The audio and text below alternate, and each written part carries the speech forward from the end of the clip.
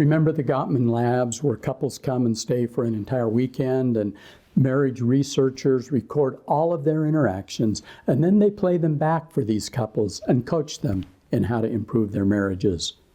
Well, you'd think that these researchers are going to hear a lot of boring communication. And you know what? That's probably true. It's just a lot of mundane kind of talk that's going to go on between a couple throughout that weekend.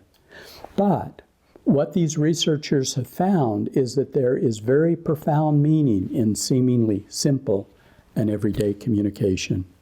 For example, a husband may bring up an article he read in the paper, and a wife may comment on the quality of her sleep last night. One of them might look out the window and say something about the weather.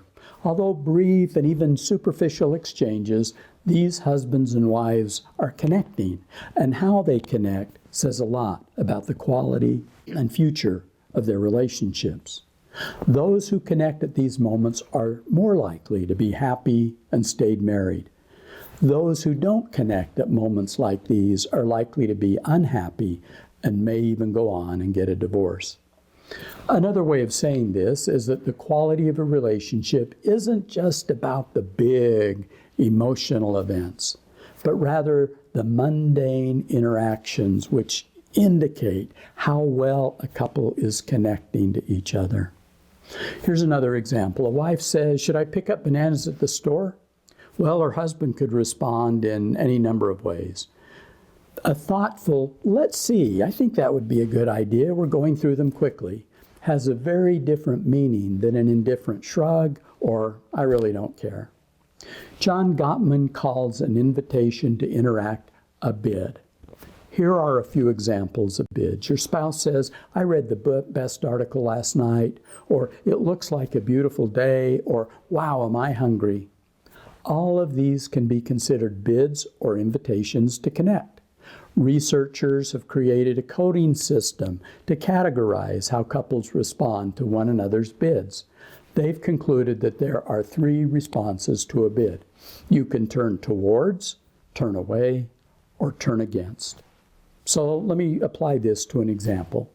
If your partner says, "What a beautiful sunset," you turn towards your partner by saying something like, "Wow, it certainly is beautiful. Look at those pink hues reflected off the clouds."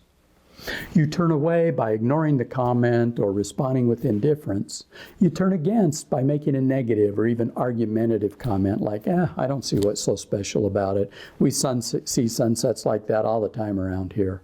Or, "I can't get anything done when you're continually interrupting me." In happy marriages, partners turn towards each other. In other words, they respond positively to one another's bids 85% of the time. Now, this doesn't mean that their responses are always the highest quality, but they're almost always a positive response. And in unhappy marriages, it's the opposite. Partners tend to turn away or against most of the time. And by the way, happy marriages also have playful bidding. Couples joke with each other.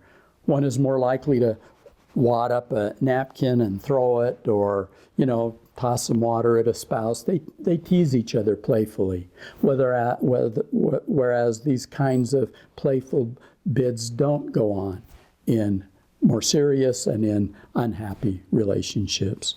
So awareness of this principle can make a huge difference in your marital satisfaction. Are you willing to be more attuned to your spouse's bids?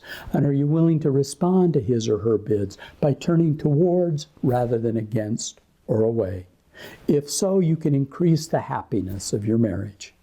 And by the way, for you men out there, this is particularly important for you. And the reason is that women, as we've talked about before, are by nature more attentive and nurturing. They have a higher relationship IQ than most men. And so it becomes so easy for us as men to leave the quality of a relationship and family life to a woman. But most satisfying marriages are those in which the husbands improve their relationship IQ or have a high relationship IQ and lead and communicate with love. These men tend to be more flexible and influenceable as partners. They see their marriage as a partnership and are more attentive and responsive to their partner's needs. Part of the way they do this is turning towards their wives during bids, And so, but there are many other ways, and I want to continue this theme of nurturing each other in the next lesson on the topic of caring days. See you there.